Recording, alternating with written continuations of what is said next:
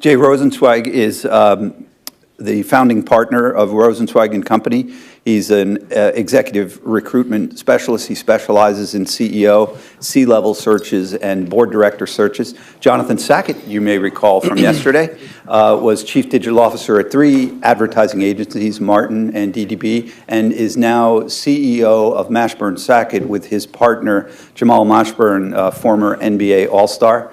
And Chan Su, who I'm delighted to have. Chan is Chief Digital Officer and Senior Partner at Profit. You all may remember Chan Su, who founded Agency.com back in the early days. What year was that you founded Agency? 1994, really, early days of the internet. So please welcome our guests. And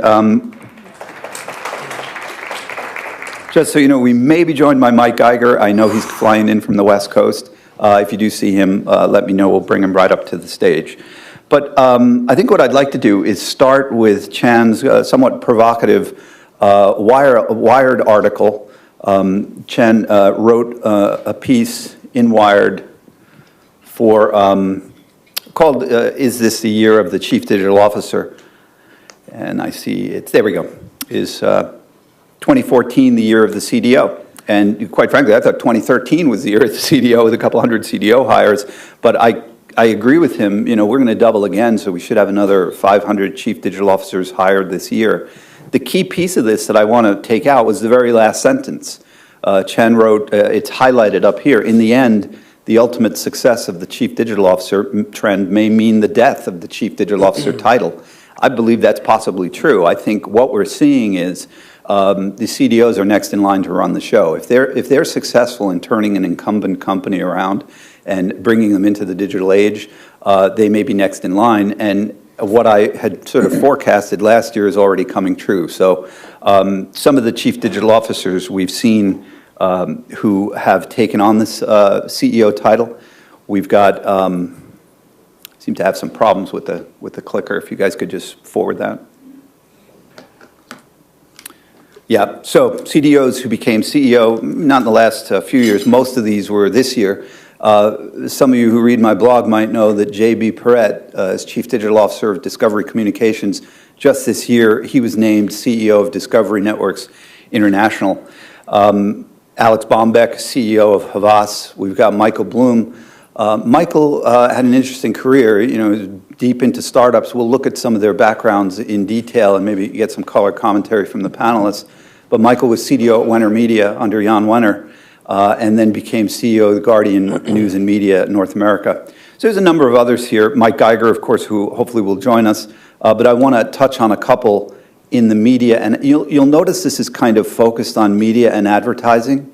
And for those of you who were here last year or who read the talent map or who heard my presentation yesterday, you may recall that advertising and media, you know, these were where the first hires were. So I think they're the kind of leading edge, and, you know, I hate to use the word mature, but for, you know, considering it's only 5 or 6 years old, but because they were the first in this field, it's only natural that we're sort of looking at these as a forerunner to the other sectors like retail and CPG.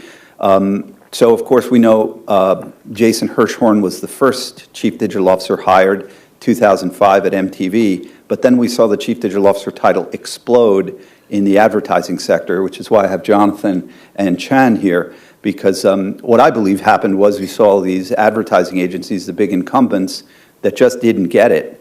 And so you had a lot of companies, people hanging up their own shingles, starting their own firms, and people like Chan, who started up Agency.com and Razorfish and others.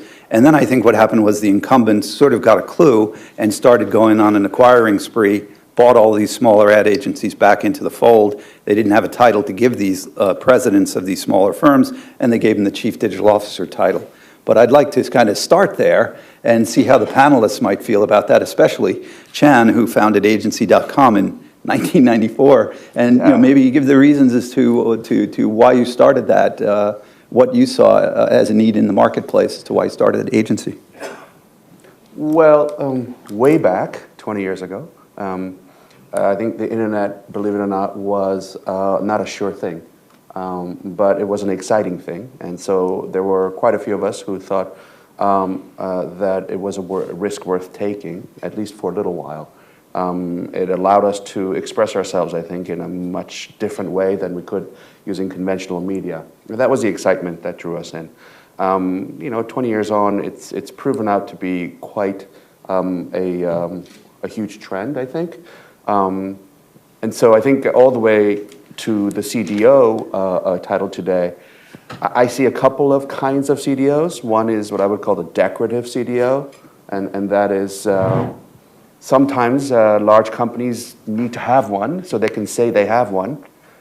They can tell the board or customers or whatever that they can have one. I mean, that to me is a sort of a glorified digital marketing manager type of role. Then there are others who take it much more seriously. Some of our clients have CDOs who come from business strategy backgrounds, IT backgrounds, and marketing backgrounds. And those are, I think, the people who are on a fairly fast track to become major executives in the company. And then there are the boardrooms. Boards have people that are digital sort of in background. I'm not quite sure whether that's been sorted out yet. There are quite a few sort of board members who are on boards with digital backgrounds. Not quite sure what their job is, and not quite sure where their responsibilities begin and end. We had a great, I'm not sure if this is on, but yesterday also, in addition to the 7 CDOs who became CEO, last year 4 CDOs became board members. So you have Jonathan Miller became this board member of the BBC Global, right? And Rob Norman also on BBC Global. He's CDO of Group W, is it? Group M? Yeah. I keep getting them confused. M or W, right? It's a reverse It's dyslexia. upside down. Exactly. So I think, my point yesterday, there's a Harvard Business Review article that says that only 2% of the Fortune 500 have digitally savvy boards. And globally, the same thing is true. There was an article from The Telegraph that said that only a few percent of the FTSE, both the FTSE 100 and FTSE 250, have digitally savvy board members. And my argument yesterday was, here they are. These chief digital officers are clearly people like David Payne, Vivian Schiller. These people are all board ready. And I'm expecting not only more CDOs to become CEOs, but certainly more CDOs to become board members. How do you feel about that, Jay, being a search consultant? Well, one of the questions I've been getting of late is related to the fact that so many of the CDOs are coming out of your industry, and why is that? And some ask, is it because of any stereotypical negative thoughts on the digital function generally? And I always say it's very dangerous to make blanket statements about any group or discipline. You look at accountants, for example, they're stereotypically looked at as boring, but Bob Newhart, for example, is one of the greatest comedians of our time. CDOs are at the nexus, really, of marketing and technology, a very unique place within an organization. And they bring a ton to the table, but there's a little bit of a skepticism if I were pressed to talk about stereotypes. If you look at traditional industries like financial services, for example, they may look at digital executives as being somewhat dismissive of what's come before, and related to that, maybe more focused on how to leverage and monetize big data rather than governance issues. So my advice to a CDO who's looking to get ahead at the board level or to the CEO track is to talk outside of your silos, get to know the CFO, get to know the CLO, get to know the organization in a broader way, respect the previous heritage of the company while you're working to ignite change. Touch on your point, Jay. I mean, I wonder how Jonathan and Chan feel about your question on why are so many coming out of the advertising sector. First of all, there are so many CDOs in the ad sector. 40% of chief digital officers are in the ad sector, clearly way ahead of media and publishing at 15% and 15%. And my assumption is, again, I'm going by assumption that there are so many because of the fact that the big ad agencies just didn't get it. And I also think what you brought up, Jay, was that there are so many great CDOs in the ad sector because by nature, your industry requires you to be conversant in a lot of different client languages. You've got to understand, you've got to move from your Coke account to a CPG account, maybe to a retail account, and it allows you to give great insight into other sectors by the nature of being in the ad world. Yes. Yes. One-word answers. Jane trained, there you go. We're done. You well. See you all tomorrow. Yeah, no, try the veal. It's funny because you're right. I think when you work inside of an agency, first of all, I can take pot shots at agencies all day. I've worked at most of them, but I think, but instead of beating people up, I'd rather help them up. I think you got to remember, 1 minute the problem is that. The challenge is this, is a better way to say it. What happens is the agencies are more worried about a staffing model initially, right? So what does that mean? That means that from 9 to 10, you got to be in a meeting for Coca-Cola. From 10 to 11, you've got to do Geico. And then you might get lunch. And then it's the next CPG, it's the next service, it's the next, and you've got to be a jack of all trades. Now, that makes it very difficult to hire a good CDO. Because what should they do? Should they be a salesman? Should they know the technology? Should they know CPG? Should they know verticals? Should they know categories? That's how it works. So, I mean, the model is broken. So what happens is the agencies have to get, the goal of an agency is to stay ahead of the client, right? Right. So if you're going to stay ahead of the client, you've got to get somebody who is a master of all trades, which is very difficult to do. And I'm certainly not saying that I'm a master of all trades by any means, but I've become a master of some trades by default, not by design. Okay, I wasn't educated to become a chief digital officer. There was never, that career trajectory was never offered. And I don't know what's going on in the schools now, but I mean, judging by the amount of questions that I get, the people are still struggling. The titles that people are looking for and the roles that they're looking for don't yet exist. Right? So how do you reinvent yourself and how do you reinvent a category? The goal of a chief digital officer, period, needs to be a constant education. Because again, it's figuring out, you don't know what you don't know, so how do you figure that out and try to get ahead of it? Sure. Because if you can't get ahead of it, the clients can't get ahead of it and you're not helping anyone. Well, your first role, your career path before the first time you became a chief digital officer, how did you get to that title, and what was lacking in the company you joined that required that? I mean, and I also cheated. I did. No, but what happened was, some of you tweeted. Thank you for all the kind tweets yesterday. By the way, that was I had a lot of fun after I got out of here. I had fun up here too, by the way, except for David Shing. But we can talk about him later. We had to bleep him. We got to censor the Shing. So whenever anybody curses from now on, we're not going to say the curse word. We're going to say Shingy. He's synonymous with swearing. Yeah, I think when I was my first CDO title was at Arnold corporate in Boston. What year? Oh gosh, what year was that? That was 2004.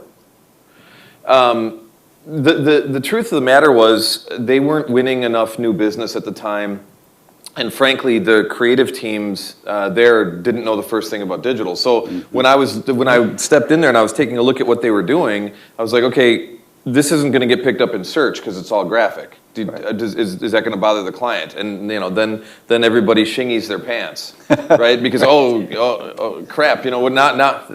See, I'm using it. But then they're like, okay, so now what do we do? So you're forcing them to reinvent themselves, and that was a tough role. I got to tell you, I think the first week I was there, everybody raises their hands like, "Yay, we've got a CDO!" And the next week, I'm not invited to meetings because they don't want to hear the truth. Right. Hopefully we've come further than that. But there's back to Chan's point, right? In some cases, there are advocacy roles. When an agency is seen a little bit behind the times, I think we've moved now from, in the advertising sector, we've moved from the sort of advocacy roles, both internally and externally, to win the client. So in other words, give a sort of graphic representation of this, you wheel the CDO out of the closet, you put him in front of the client in 2004 to let them know we get digital. You wheel the guy back into the closet after you win the thing, right? But now we're at the point, I think, in most ad agencies where it's really operational. You're not the advocate anymore. People get that we have to do things, and it's no more high-paid navel gazer, CDO titles. It's really people who are executing. But the interesting thing is, at the newer adopters in the newer sectors like retail and CPG, we're seeing some of those advocacy roles replay itself. We're seeing the ad agency model replay itself in others until we get to the point where that company has gone beyond an advocacy role, and now they have to get the roll up your sleeves. I love that point. You got to remember, when the Martin agency hired me, they weren't yet on a tear, and we had about 400 employees. When I left there, we had about 800. And we got agency of the year and all that other stuff. But what happened was, when they brought me in, they wanted to first see if I'd be comfortable giving them a speech. So their board sat there while I started a speech, and they wanted to see if I was comfortable in front of people. And the funny thing is, I stopped my speech halfway through, and I said, look, you guys, what are you trying to do? Let's forget this behind me. I'm comfortable up here. It's okay. Let's talk about this. And you know what? Not everybody looked at each other because they didn't know what they wanted to do and they didn't know what they needed. But until we started winning new business and the clients were asking for me, then they saw the light. Yeah. But up until that point, it was almost a pull strategy versus a push. Once they saw, oh, we should be asking that guy or that guy's team, which we started to build around me, they didn't know what to ask for. I think the key point here is flexibility, is what you're talking about, flexibility of mind. Really, I'm in the business of assessing leaders and placing leaders for companies, and it's no longer about being able to formulate and communicate broad strategy and objectives, which is important. It's also, to get to the top, you really need to have, in this business environment, the flexibility of mind to alter course really quickly as market conditions warrant. So it's about being a communicator in the fullest sense of the word, both being a good speaker but also a very good listener. And to your point about building great teams around you, it's about being able to attract and to motivate and to leverage good teams and high-performance teams. It's not only about selecting, which is important, it's about really leveraging these teams, which is critical. If you're going to ask me to code, you're going to be sorely disappointed in the results. So, I mean, so you got to have the big picture. No, but I think we have to get out of the little ad ghetto and start thinking a little bit bigger, because those of us who come from media backgrounds were confronted with digital media much earlier than many others. Right, exactly. And so we necessarily had to adopt earlier, and some of us found excitement in it. And so some of the early adopters, you, me, we leveraged that differential in information. It's not that we had much better executive ideas, we just that we knew a little bit more than the other guy. And I think we were able to leverage that into an entrepreneurial position. Fact is that, Jonathan, for example, you were CDO, but now you're head of your own firm because that was in you. I think you were an entrepreneurial person. Many of us are self-starters. Now comes the phase where that CDO idea needs to go out into the wider industry. Right. The Boeings of the world, the GEs of the world. That's right. Oil and utilities and everything. Yeah, the UBSs of the world. And so this is the phase where at this point at Profit, we deal with a lot of clients who are confronting this aspect of their business, because it's been 20 years since the advent of the web. It's now time. The internet trend has reached these companies and shaken them by their root. So we have to deal with this. And so, to me, the CDO title is a temporary fix during a transitional period when people will be. Maybe not jack of all trades, but maybe they'll be T-shaped people. They'll come from a certain background, but they'll be able to relate to many others. And so, for example, when I came into Profit, we hired very few digital specialists. We wanted to create the marketer of the future. And the marketer of the future, or the consultant, a business executive of the future, is not one part this, one part that. That person may come from digital background, but even if they don't, they better know digital. Yeah. So you can no longer silo these things. And Chief X officer naturally silos this incredibly important trend. It's no coincidence I have you and Jonathan on this panel, because the title of the panel is From CDO to CEO, and in the ad sector you're the most mature. So interestingly enough, you got Jonathan, who was CDO, who's now CEO, jumped out, started his own firm, And Chen, you went from CEO, agency.com, now you're CDO, you know? That's and I right. don't see that as a drop in title. And I gave an example yesterday of Vivian Schiller. Vivian Schiller was CEO of NPR, National Public Radio. She went almost, you could argue, a downgrade in title to be CDO of NBC News. That's not, you know, to me, that's an interesting shift for her, but not unusual in that now you're a CDO at Profit, right? And so it's an interesting title in that it's almost like a stepping stone to the CEO title, but not necessarily, you know, people are taking what you would think is a step down from CEO to CEO to CDO. But in actuality, I think she increased her influence by making, and yours as well. I think it depends. There are many people, like myself. I started in media and digital, and I'm still in love with it. So the fact that I don't have to worry about, you know, real estate leases, you know, hiring the next group of assistants, Maybe we can talk after payroll systems. I've been there. I've done that, and that is great for me in my at my age. Yeah, at you this can do all the phase, fun right? But I'm still in love with that part of the world that is digital, all things digital. Sure. Right. So I get to focus on that. It's a lifestyle choice as much as a career choice for many of us. There's an article in Forbes, I was quoted in, Dan Woods wrote a great article in Forbes just last week, and said, the title of it was, "Don't let the chief digital officer steal the best parts of your job." And he's really has a CIO focus. And clearly the CDO is doing the fun stuff, and this is what you I wish love they hadn't to do. said that because now the secret is out. Yes. You know? But to your point about breaking into more traditional industries, I think the digital executives have to broaden in terms of the exposure that they get and the education they get, and maybe even on the governance side, like I referred to earlier. A leader of a business has as its primary focus the protection of brand and reputation, and you know, issues of privacy can be real brand eaters. Look at Target. Not only did they take a reputational hit because of a breach of security, they also took a hit as far as stock price goes and profitability and sales. So a CDO or a CEO, particularly in the more traditional industries, needs to look at every action from the point of view of, if I do such and such, how will this affect our brand and reputation? Will it enhance it, or will it endanger it? I do think, though, that there is a risk in this title, because really, most cases in a non-media, non-advertising company, a chief digital officer is chief digital first, and officer not so much.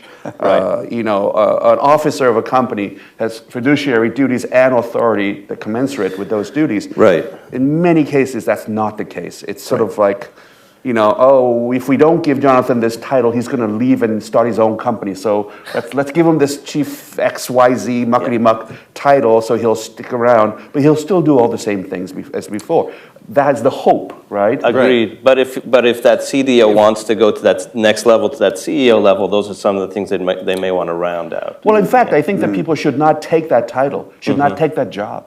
Understood. If it's just a bullcrap Well, title. see, that's the thing. That's a great point, because it's hard to sniff that out, though. Right. Oh, of course. So what happens is, what I've learned now, if I were to interview for a CDO position, I would know better what to ask. Back in the day, you know, shit, I didn't know what to ask. I mean, we need somebody who knows digital. Sacket, get up there.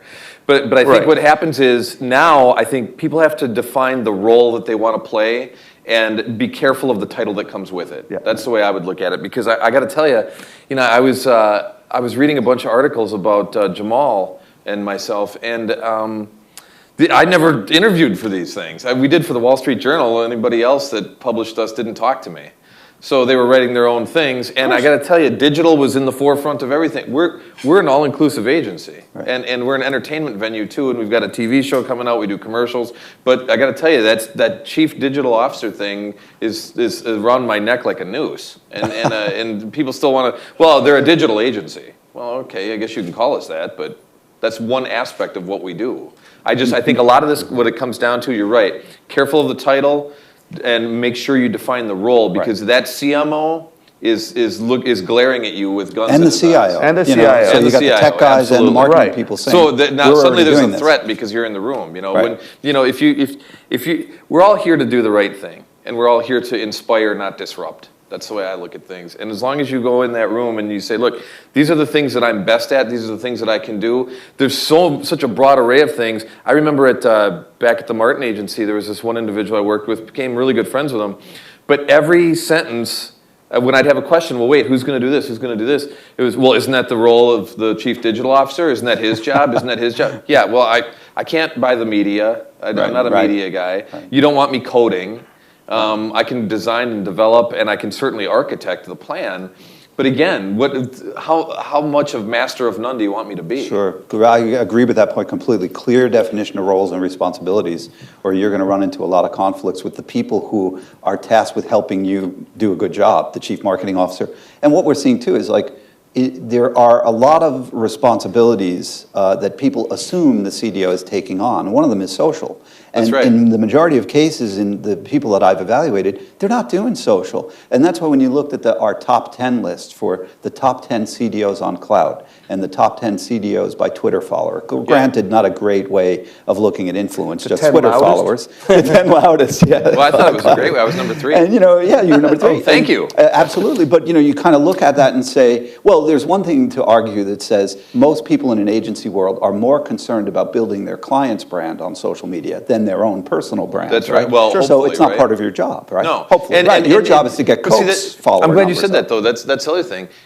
Social is the big thing, and it's not a destination. It's one of the pistons inside of an engine that fuels that engine. If you want omni-channel outreach, social is just one piece of omni-channel. Yeah, I mean, how many times have anybody in the room here been told to can you make us a viral video? I mean, every time I hear it, I die a little.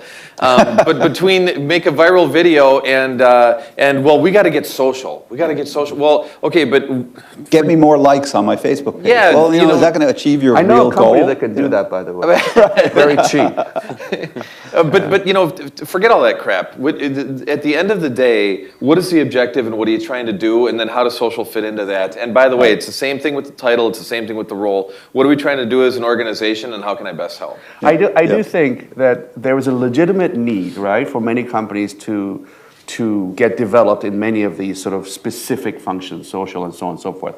The problem is that they're asking someone with the title of Chief Digital Officer to be focusing on every single silo. Right. Yeah, absolutely. And I think we were talking about this earlier at this table. There's not enough people in the middle to upper middle management layer who know their business. So there's this conflation of tasks that chief digital officers who think themselves as an officer of the company, right, and others who think of these folks as, well, that's the geeky guy, right, he or she should know everything about anything to do with digital.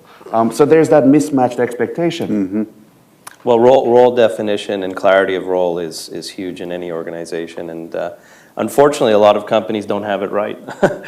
Nobody has it right now because it's a brand new title, really. Yeah. I mean, but even the crossover of digital and marketing and tech, it could get very confusing pretty quickly without proper role definition. Well, you throw strategy in there. I mean, there are quite a few pharma companies that we work with who have taken people who are in business strategy and business planning and put them into the chief digital roles. Yeah. Right. So now you've got pressure from 3 corners: strategy, marketing, and tech. Yeah. Right. CIOs are not happy. CMOs are not happy, and the CDO is the brunt of all of that animosity. And Jay, you've made good arguments. I've seen you write before about in the past, a CEO used to come from the marketing world or from the sales world or from PR, wherever they came from. Now they seem to be coming from that digital world, right? So I guess digital. How do you?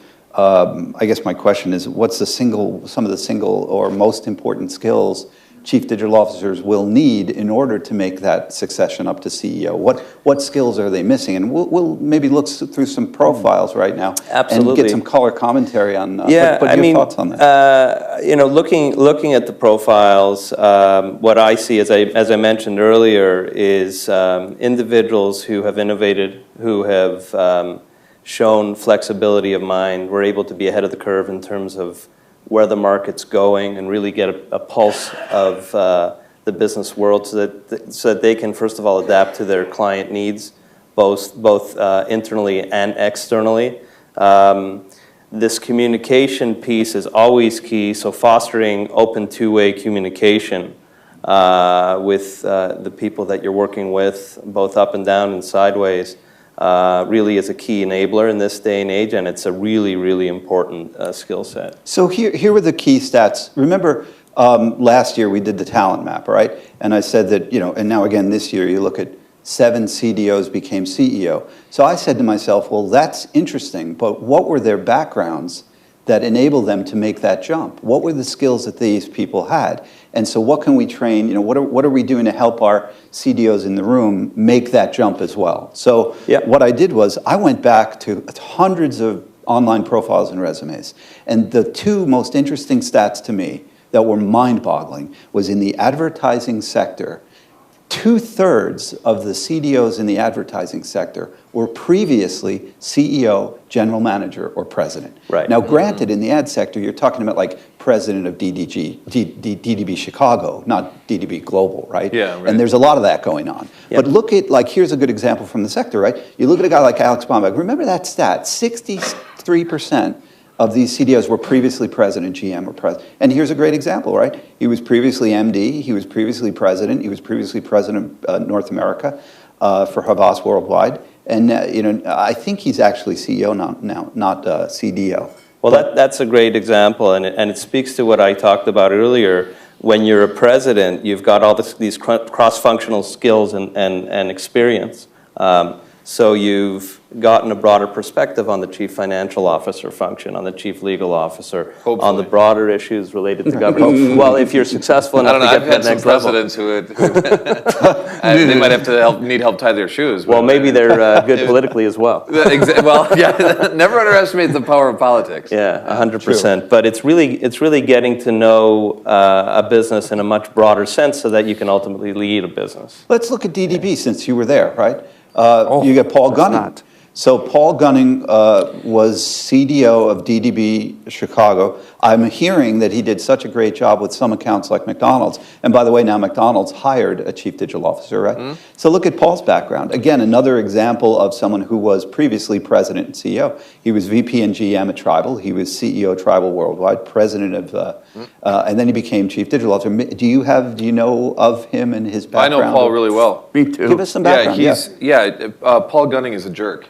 I just wanted to make sure that he's a Paul's a good friend of mine, and when I was the MD of the DDB office in Chicago, and I was also chief digital officer. So I don't know why those 2 titles. I don't know, but Paul was head of Tribal at the time, and there couldn't have been a better fit than him for that role, because you got to remember that they had brought in a guy previous to him from Gotham, and digital was not a priority. It wasn't a priority within the agency, and frankly, I think when they hired me, they said, "Oh, look, we got the guy from the Martin agency," right. And then then now go back in your closet, kind of. But with Paul, you're talking about a guy who gets business. Okay, he gets business first and foremost. Now, with a guy with that title, you get removed from the technology, right? How much do you really know about social? How much do you really know to implement, measure, track, and traject social? Maybe not that much, but I'll tell you something else. Paul is a very smart guy, he's a decent guy, and he also knows how to hire. Mm-hmm. So now what you're talking about is a transition. DDB Chicago in particular hasn't won a new piece of business in years. And coming off of a track record like we had at the Martin agency, that was tough for me. Right. But now you've got a guy in the position who knows how to sell it, knows how to architect the plan to do the work, not just like these big agencies 9 times out of 10 are sourcing all their work. So you got to wonder, you just see these papers being shuffled around, you don't know who's doing work anymore. It's we source this to Tribal or to somebody else. With him, he's actually rebuilding it from the ground up, and you've got the pillar clients like they've got Capital One, they've got State Farm Insurance, and they've got McDonald's. Wow! I mean, you can't talk about a great way to architect a new plan, and some clients like Capital One, which was a great client to work with, that gets it. Yeah. So I mean, the guy's set up to win, but I think it's because he grew up digitally. Yeah, I'm hearing the background on this. I don't know if this is true, but there were some scuttlebutt saying that because of the great work that they did, DDB did with McDonald's, that was one of the reasons McDonald's hired a chief digital officer, because a lot of people were arguing, why isn't the CMO doing this at McDonald's? Why do we need a CDO? And they got a terrific CDO. You got a CDO there in Atif, who was general manager at Amazon Kindle for years, right? Does he get digital? Before that, he was the head of product at Yahoo, and before that, AOL Ventures. So this is a guy who's digital native. He grew up with this stuff, and now he's CDO at McDonald's. Well, and I think he'll do a fabulous that's the thing job. too, though. McDonald's is such a massive, massive client. You got to remember, what do they have? Like 60 or 70 agencies inside of there, right? Oh, wow. But you've also got DDB being lead agency. Working with McDonald's, we mandated that they would hire a chief digital officer, and with me departing, we would make sure that we would fill my shoes too, so that you had 2 CDOs, one on each side of the table, right? Okay, to architect those plans. And I think that's the true partnership of working with somebody like McDonald's. The bigger the organization, we never had that camaraderie with Walmart as much as I would have liked. In fact, why do you think that is? The siloing, their digital is run out of San Francisco, and then they're out of Arkansas. So even my contact, the head of all things marketing and digital, couldn't get access to their own data because the guys in San Francisco are like, no, that's ours.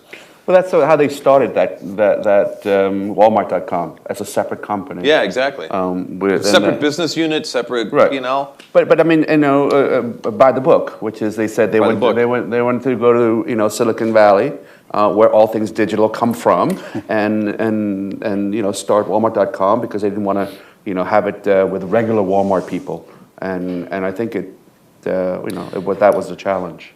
Yeah, well, that's the thing, is that even to this day they still haven't synergized the offering like that. And how much are you really marketing? How much are you really understanding of the consumers if you're not talking to each other? Yeah. I mean, and that was just a rarity. Like I said. No, it's not a rarity. I mean, that's the problem with data. 95% of it, you got all this data, but 95% of it is not being analyzed, not being used for insights because of that same problem. The information is being siloed, and instead it should be the data people should be a service component to the entire organization. They need to help sales and help marketing get the right information to the right person at exactly the right time to get the customer what they need. And instead, it's being siloed in San Francisco. That makes no sense at all. No, well, we got to remember, so oftentimes it happens. We live our lives in chains and never know we had the key. You talk Cue the music. You talk that's about that's from an Eagles song, I think, by the way. But. Yeah, you talk about the attract to leadership. You can talk about experience as much as you want, but I found in my experience placing leaders is, to draw a sports analogy in deference to your partner, always draft a great athlete.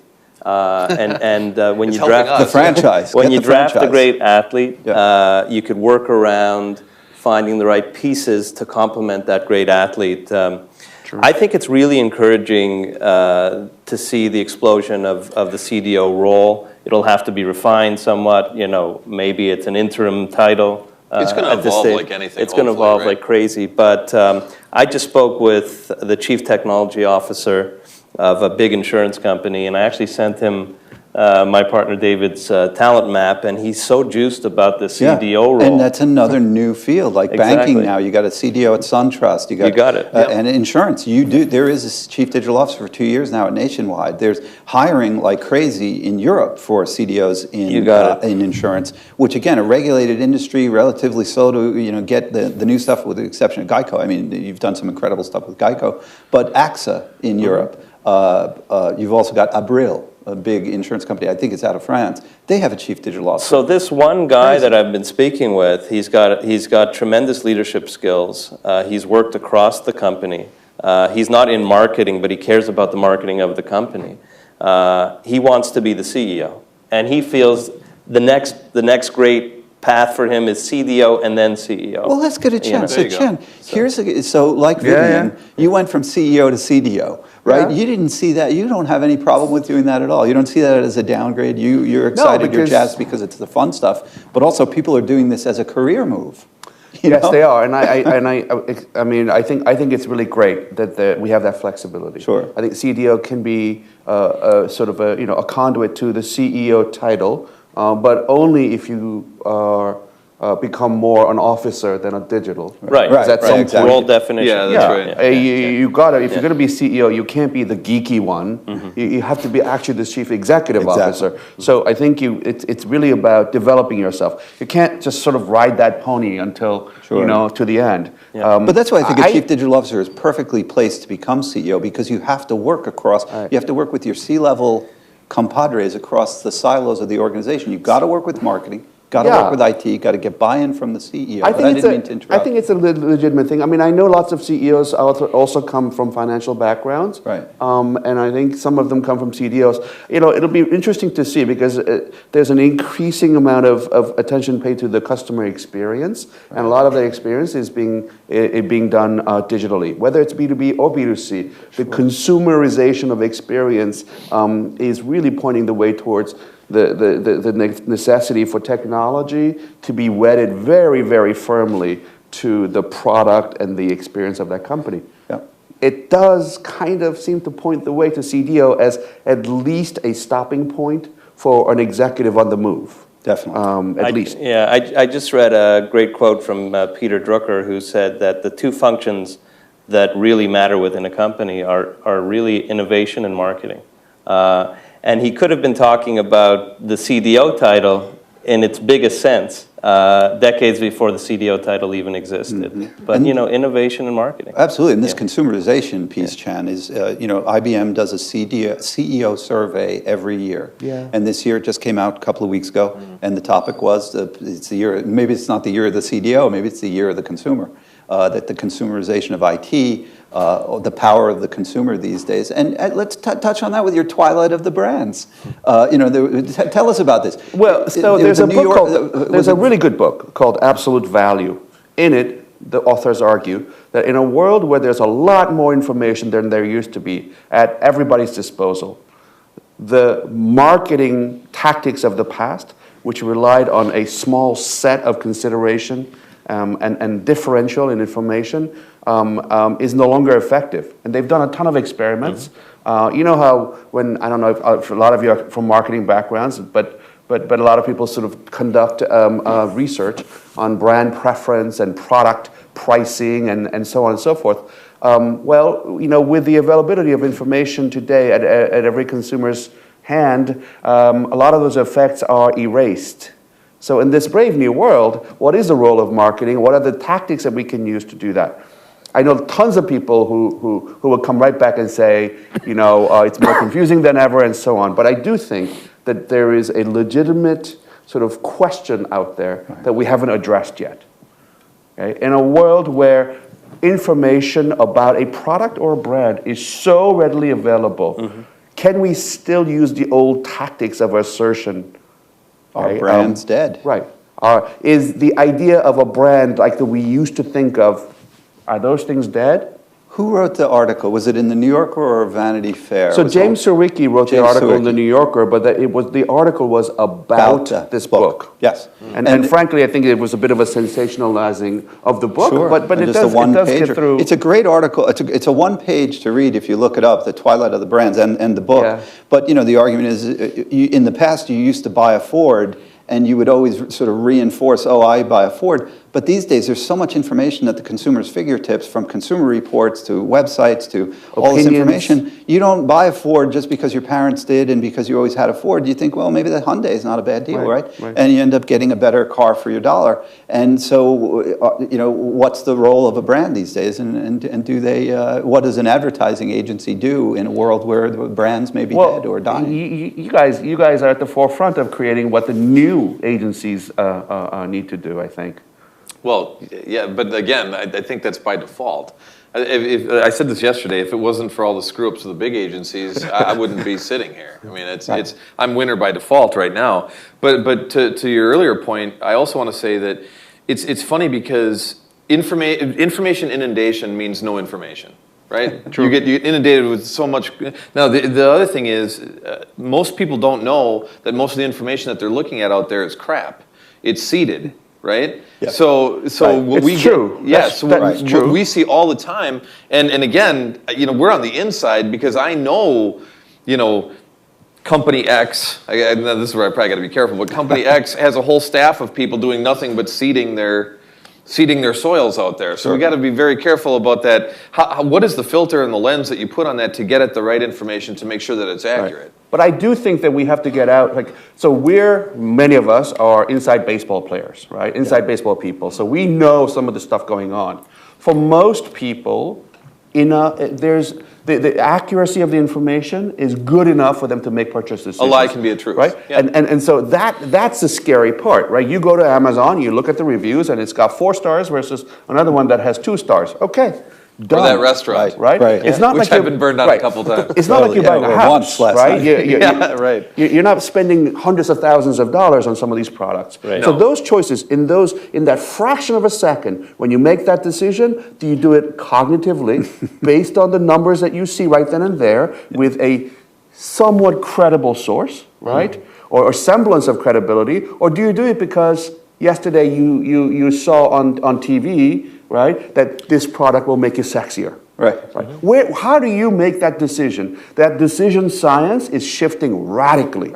And if we don't know that as chief digital officers or chief executive officers, we're missing out on a tectonic shift in consumer trends. Sure. Well, we could touch on this more. Angela from Arnold now at Milk at Agency is going to thank you for being on that panel too. Chan's doing double duty, and I know you're going to talk about that in a couple hours. But we're running low on time. What I wanted to make sure we do though is just 1 or 2 more profiles, if that's okay, because we looked at the ad profiles, the profiles of CDOs who became CEO in the ad sector. But the other amazing statistic to me, and I've been looking at these stats, it's been my life for 3 years. Again, 60% of CDOs in the ad sector have GM or president backgrounds. But the other interesting stat was in the media sector. So in the media sector, after looking at their backgrounds, I found that 33% of CDOs in the media sector were previously CEO, GM, or president too. So let's look at a couple of those, right? So you've got Liz Schimmel at Condé Nast, JB Perrette this year, and I think we got one more, Michael Bloom. So let's just take a look at Michael and maybe one other. But look at Michael's background. Talk about a digital native, right? I mean, co-founder, EVP at Stockpoint. That was acquired by News Corp. You've got president and COO at Amaze. That was acquired by AOL. Then he was VP and GM at AOL, of course, as he was acquired in. Then he was senior VP and GM of digital at MTV and Viacom. EVP and GM at Dr. Oz Digital. Dr. Oz, yeah, and then awesome. CDO at Wenner, right? And of course, I would say to his credit, he was only there for 6 months, but that's when Jan Wenner famously said he wasn't going to adopt the iPad. So try to drag somebody who's doing magazines like Rolling Stone to the pad, to tablets, and your CEO is not willing, so he jumped and then became CEO of the Guardian News and Media. What an incredible background, right? So that's why I say it's not a surprise to me when you look at these people's backgrounds that they're becoming CEOs, because this guy is already not only a CEO but a digital native. Any comments or color commentary on Michael? No, I know Michael is a great guy. I think it just like the old adage, nothing kills a shit product like great advertising, right? I mean, I think for something like this, the diversity of his roles, I think, is key. Right. I mean, not just the diversity of the roles, the diversity of the industries. Sure. You could argue that everything is publishing. You could almost argue that, but I got to tell you, something this diverse, I think, for me, the CDO role at Arnold, at Martin, and at DDB were completely different roles every time. But a headhunter coming after me would look at that and go, "Okay, you were CDO 3 times." Right. I really wasn't. Otherwise, you got to look at it this way. In all of our careers, you could argue that we've got 20 years of experience, but you've only got 6 months of practical experience because you're just replicating the same thing over and over. If we're not able to reinvent ourselves, what Michael Bloom has done, I think, is even though the piece of paper in front of us, or the screen in front of us, is telling us something, those roles are very different at each of those places, even if it's the same title. you Well, I make think an what he excellent does point. too, I mean, but just briefly, he dispels the myth that I see on Twitter all the time, right? You see, oh, CDOs, these people are useless. They're high-paid navel gazers. They come in and, all they do is doing advocacy I've or never they're heard that before. internally or externally, right? This guy clearly, and a lot of these other profiles we'll see, it dispels the myth that these people are these sort of fluffy title. Yeah, For an well, organization. Michael Bloom This guy could be a has CFO very anywhere, deep, I'll right, tell you, he could go and- anywhere. and that's he not could go on his into resume. finance, he could go into Yeah, online yeah. world, he could go into media with the MTV and Viacom background, and now, of course, more media as CEO of The Guardian. So what's next for Michael, right? I mean, that's, and let's look at another, because again, we're running short on time, but I think it's invaluable to see, JB. JB was just named president of Discovery Networks International. Look at this guy's background. I mean, he has financial background from the very beginning. So he was obviously in, as There an was analyst. an audit. Yeah, GE Capital, VP of Biz Dev at NBC Universal, CFO, again, finance at Bravo, Senior VP of New Media at NBCU, and then president of digital distribution. So you could argue that he went from president to CDO. Would you say that's a downgrade in title? It was a way station for him back to the top, right? Yeah. And now it's president of international, not just president of domestic. So again, insightful. Any comments on that? Or maybe we'll run to Liz. Yeah. And then we'll get some questions from the audience. But Eric Grilly, too, who I just love, his background was president at Philly.com. So again, I think he gets the online world. Then he moved to EVP and CDO at NBC Sports. And now he's president of Ollie. You may not know of Ollie, but it's a sort of an alliance for sports media, president of Ollie. And finally, Liz. I think we had Liz, sorry. But I think that's probably enough. You all kind of get the message that these are natives. My biggest question coming out of this is, if there are CDOs out there who don't have that GM and president experience before them, is there a future for them as running the show? And what are the skills they need to pull in so that they are next in line to succeed? So the common theme with all of these leaders is breadth of experience, and it's adaptability, to your point, the ability to adapt to all kinds of different environments, both functionally and sector-wise. 9 times out of 10, when I'm looking to place a CEO for a business, whatever the business might be, adaptability is so important. If candidates are too siloed, either in one function or business, it's much more difficult to predict future success as a leader. It's a really big piece. It used to be that loyalty meant being in the same business for 30 years. Now you have unattractive candidates because of the fact that they've been in businesses for so long. For now, loyalty, I'd say, is 5-year stints in various businesses and showing the ability to adapt to different environments. Those are the most attractive. I would say, too, the candidates. goal of the CDO, an interesting person yesterday was David Chivers of Jostens. He was hired into Jostens and he had a media background, Factiva, Dow Jones, right? He's probably in the audience, but what he did then was he was hired by he was recruited into Jostens, which, makes rings, your high school graduation ring and NFL Super Bowl rings and NHL title rings.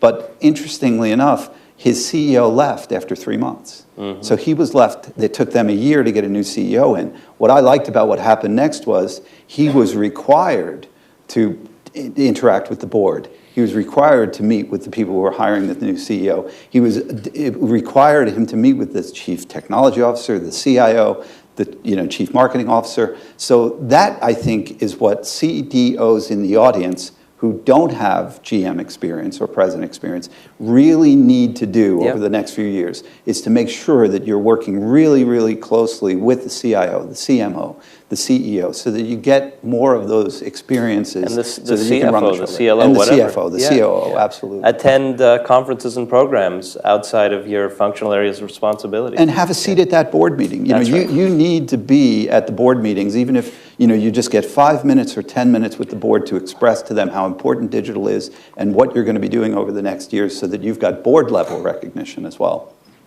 But Absolutely. Maybe we'll leave it at that and take some questions from the audience. Thank you. Please give a round for my panelists. Fabulous job. If you have any questions, just raise your hand. Sure, we'll start in the back. Thank you. Hi there, I'm Maria from IBM, and thanks for the mention of the C-suite study. We have another C-suite study coming out next month, which talks about how the C-suite makes decisions together across the different functions. But I was curious, from your perspective, how you would regard that decision-making process across the different C-suite. In other words, how do you integrate, how do you approach decision-making, whether it's evaluating technologies or evaluating vendors or solutions with your other C-suite colleagues? I'm just kind of curious how that decision-making process happens.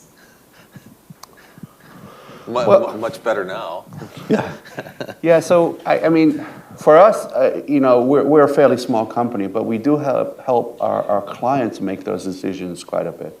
And we are not in the technology provider business, so we feel like we have a bit more of a say in the C-suite because we don't have a sort of a conflict of interest there. What we're finding is that the decision making is shifting from a sort of a foundational infrastructure technology to a much more versatile, agile kind of requirement. We're also finding that people are starting with what do our customers want first, as opposed to here's a list of the functionalities that the various departments required for their work. So from the CIO, if you will, the chief internal technology, to maybe the chief sort of public technology. So that decision-making process is shifting somewhat. Yeah, I just add to that, Jamal, for any of you who've ever seen him on interviews or anything, he really is a team player. And it's the way he is. He was never, I don't think he was ever really the standout star, although I don't really watch basketball, so I couldn't tell you. But he's really into the team player mindset. But the other thing that I'll tell you is, having worked for the number of agencies that I have, I've found that this isn't just a word or a vernacular, but integration doesn't work. To me, integration means you're making Frankenstein. You're bolting things together that don't belong. And I think if you can get people to accept that and call it, how do we unify? How do we all get on the same page? And I know it just sounds like ad agency words, and I really don't mean it that way. I think if people can get that inherent mindset to say, look, if we're all going the same direction in lockstep, it's not about the digital guy's agenda, the marketing person's agenda. This person's going to lose their staff unless we get those people in the staffing, from a strategic standpoint or from the strategy group. We got to knock down those walls, and you have to knock them down in your own head first. So at the Martin Agency, I thought we did a really good job at that at the time anyway, to say, look, let's get unified. The integration, bad; unified, good. And I may have misnamed that report. I don't mean to put you on the spot, but that was a great report that it's IBM's annual report. Did I get the name of that right? If you could give her the mic again? If you want to let everyone know, no problem. We have a number of C-suite reports that we've done. We've done one on the CEO, the CMO. I'm pushing for one on the CDO. But the one that's most, I think, compelling that's coming out next month, again, talks about decisions across the C-suite, how they work together. So that, I think, will be quite interesting. Super. Thank you. Or do they? Or do they, right? Yeah. Ideal world, they do. Chan, I heard you say companies are starting to look at things from the customer standpoint, B2B or B2C. Say a little bit more about that, because it should be all about the customer experience, and the customer's expectations and technology have outstripped what marketers are doing. So how can we help marketers catch up? Okay, so to me, it's gone sort of beyond, customer experience has gone beyond marketing. It used to be, I think, that a lot of the customer experience was meant to be the visual or the ads in store or the usage experience. I think, and that was left in many ways to the PR people, the marketing people, and so on. Today, what I'm seeing is a shift towards the customer experience being at the very sort of center, at the beginning of product design even. And that means that the infrastructure of a company is shifting. and the perspective is shifting. So, for example, it used to be that we had one kind of a system for work and another kind of system for outside of work. Okay, so I don't know, in my day we used to use Lotus Notes for internal, and then maybe AOL for with friends, right? Today we don't make those distinctions anymore. So just speaking specifically about technology, people are using consumer technology to do business work, business kind of work. And that throws everything out the window. The CIOs have to adapt. BYOD. B2B people have to Consumerization of IT. adapt to the fact that their customers don't want to use the SAP systems with the little green letters anymore. They want the thing to be as experiential, as easy, as seamless as Amazon, even if they're ordering millions of dollars worth of stuff, right? So that's shaken things up, and that's sort of what I mean. Customer experience is now, that thinking has penetrated into every facet, down to credit writing, the accounts payable, okay, the payroll accounting. So that kind of approach, I think, is now beginning. Companies are beginning to understand that. Oh, wait a minute. Yeah, we got to get this. And sadly, in government, it's even more frustrating. I can't imagine being a CDO. Like, we had that interview with Rachel yesterday. It was mind-boggling how much she accomplished given the restrictions of being in a government agency. Yeah. Think about things that are immovable, like the procurement process and GSA contracts. Yeah. That stuff's not going to be, innovated anytime soon, sadly. Right. But the people working at a government agency, when they go home, they go to Amazon, they buy whatever they But want. It's so easy. Right. And then they get into work and they're so frustrated. We got to use a BlackBerry? Are you kidding me? But here's a perfect example. Even BlackBerry, perfect. When President Obama became president, he brought his BlackBerry into the White House. Right. Everybody had a fit, right? He said, "You can't use a BlackBerry." He said, "No. This is what I use in order to do my stuff." Right. So yeah, I can. And to me, that's what's called customer-led thinking, customer experience-led thinking, not systems-led. Yeah. People used to have to be trained. Remember, we used to go to some of us used to have to go to training to learn the email system. That would be like a cognitive dissonance right now. We would go, "What do you mean it doesn't do what I have to learn this thing?" That's ridiculous, right? I would just use Outlook or something else. Yeah, Gmail. Yeah. Yeah, so that's the upside down effect to me. Great question. Thank you. Way in the back. In the back, by the windows. I'll just pop that because I'm a New Yorker. Great. Thank you. One of the things that drives legacy thinking is legacy processes. So you can have all the creative thinking you want, but if you have a strategic plan that's oriented to a fiscal year, that's oriented to a budgeting process, that then drives performance reviews, it's very hard, to Dave's point about procurement processes. In fact, any enterprise at scale has an infrastructure of processes that are completely alien to agile thinking. Yeah. So it's great to talk about being unified, but have any of you seen any endeavors at really moving those processes to becoming more dynamic and less of the fundamental immutable driver? Well, it's what we do all the time, right? We rail against it. Yeah, but it's, within the larger corporations, they've got a long way to go. You have a good point. Yeah. I will say, like there's a report last year from Gartner that talks about the different kinds of systems, right? So there used to be a monolithic, like the system that was sort of, sclerotic, a little bit arthritic, cranky. The matrix. The matrixy, right? But now there are layers of systems that at the top layer or at the layer closest to people are more pliable, versatile, perhaps more sort of user-friendly. That's one. In terms of process, it's just now getting there. It's just now, people are throwing around words like agile in boardrooms.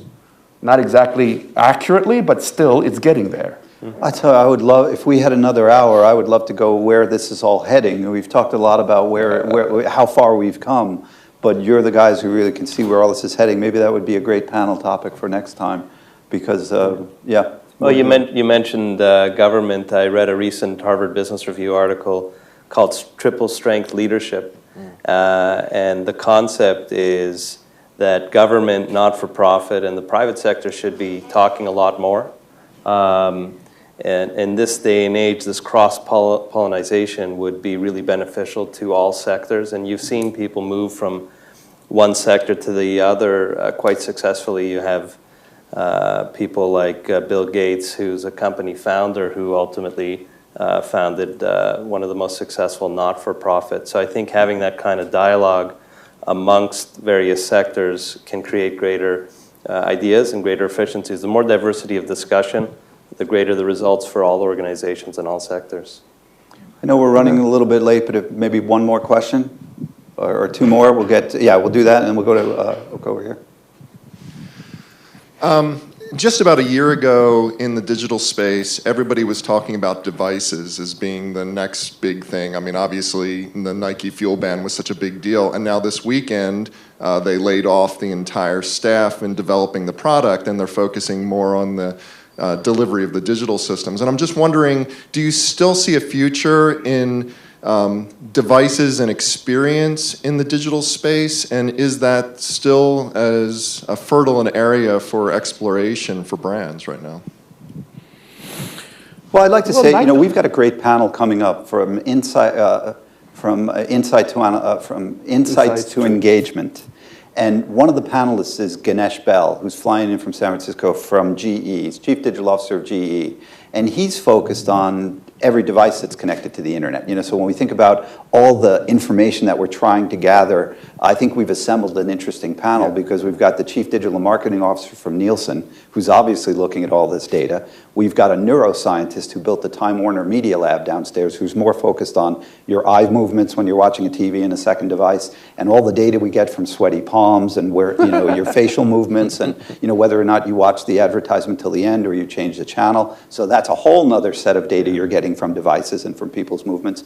And finally, we've got the guy from GE, Ganesh, who's really looking at how do we get information from all of these devices from our products that are now connected to the internet. So when you talk about, I'm not sure in what sense you're talking about devices, but that should be a fascinating panel. It's more from the standpoint of like how important is it in the growth of the role, and whether or not, to put it in context of this particular discussion. Could you give him the mic because we're taping? Yeah, no, we got that. I saw that. That Nike had laid off the people who make the devices, and I think it's a logical step because they're not in the device making business. Right. And I think that's right. They also don't have people who pour rubber, or make the laces. So I think it's perfectly right. There's a company in China, in Taiwan called Xiaomi. They make some of the best phones out there, and they have no sales force, they have no factory, and they have no stores. And they don't sell through any other channel but the internet channel. They outsell Apple in China. And they are now coming on to Southeast Asia. They make nothing but the customer experience. Right. That's what they do. So and so they've taken the because so many people can build devices so well now. Brands can focus on what they do best rather than trying to do it all. Great example. Yes, one final question. Sometimes I see situations where the digital side is tasked with sort of giving outbound expression of something that's supposed to be great or wonderful, but the problem is that the internal processes actually don't match that. In other words, it's like the actual company or product doesn't match the things that digital is tasked with trying to say they do. It's like put a great shine on this thing, but it actually has to, the thing itself has to be better. In other words, so I guess my question is, can we see a tail wagging the dog where, because it really gets a point that you made, Jonathan, and you made, Chan, of the strategy has to be there. There has to be, whether you call it integrated or everybody rowing in the same direction or whatever. It just, digital can't solve the problem if if the thing itself isn't correct, right, good. Yeah, Like what you that were saying was- about good advertising is going to kill bad product faster than anything else. Yeah, but I said it like this. All right. Yeah, but you know, it's funny. No, I'm glad you brought that up because I got to tell you, that was my life. You know, I think in my career, for the vast majority of my career, we oversold and underdelivered just because of those situations, and that frustrated me to no end. I can't even tell you. But you know, we used to refer to that as I'm gonna pull a shing here, but we used to call that putting whipped cream on dog shit. And I'm not in that business to do that, and I don't want to do that. But I think what we all have to realize is whatever the goals of the organization, whatever the goals of the client or the brand, the best advice I can ever give anybody is, you guys, I don't care what anybody says, it's a recession, okay? Things are not going well out there, and convention is broken. And it takes somebody to stand up and make that bold move. And I got to tell you, at least in my career, in the times that I have stood up and made those bold decisions, and I'm sure people didn't want me in the room sometimes, but I think the best product and the best service and the best brand executions came out of that because somebody had the balls to stand up and make those decisions. You guys, take a step back, take a deep breath, and ask your partners in crime, what is it that we're trying to do? Because this isn't about anybody's agenda anymore. The economy's in the shitter. People have their own agendas. People are clinging to hang on to their jobs. But no one's going to have a job if the right decision isn't made and somebody doesn't step up and be bold. And that's what I've... it's a tough position. CDOs are in that position sometimes where they have to speak the truth. Constantly. But you know what? At the risk of maybe even losing a client. If you're, to your point earlier, Chang, if somebody is an officer of that company, that is your responsibility. And these people around me, these people around you guys, we're holding their job and their livelihoods in our hands. You know, sometimes, you know, the right decision hurts. But if you either suffer a little bit of pain now or complete anguish later, and people lose their jobs. The people that are CDOs or people here that are playing those roles or know people who are playing those roles, you've got to hand them the keys in some cases. And the ego aside, you have to. I've never met a more egoless person than my partner Jamal. You know, but he's a guy who says, look, right is right and wrong is wrong, and it's that simple. If it's a recession, reinvent yourself first and then help reinvent the company. You know, having come from the agency side and now I'm at a consultancy, we used to always make fun of consultants. You know, we used to always say like, oh, it's okay if you have an MBA, don't worry, you'll get rid of it soon. But I will say this, what I'm learning when I've gone sort of like upstream a little bit, is that question that you brought up, which is we make these assertions, then the products or the service turn out to be not those assertions. And what we're sensing here is a lack of integrity, right, in what we do. And human beings are sort of wired to find that lack of integrity, and then trust is lost in the brand. And what we're understanding is that it's not enough to sort of wave our hands and do magic digital stuff. You've got to change the way that the brand and the product is made. And even before that, you've got to change the way that the organization, to your point, that the organization decides to what business it's in and what things it will provide. Okay? And so I'm appreciating that part a little bit more than I used to, because that integral, that sort of cycle of integrity, right? That spectrum of integrity is now more visible than ever. You're going to get found out one way or another. Okay, so that to me is much more important than it used to be. Fabulous. That's a great way to end on a positive note. Besides the recession, we can end on a positive note. You didn't like the whipped cream comment? I think the whipped cream comment. Well, I want to please join me in thanking our panelists for a fabulous session. Thank you, guys. It was great.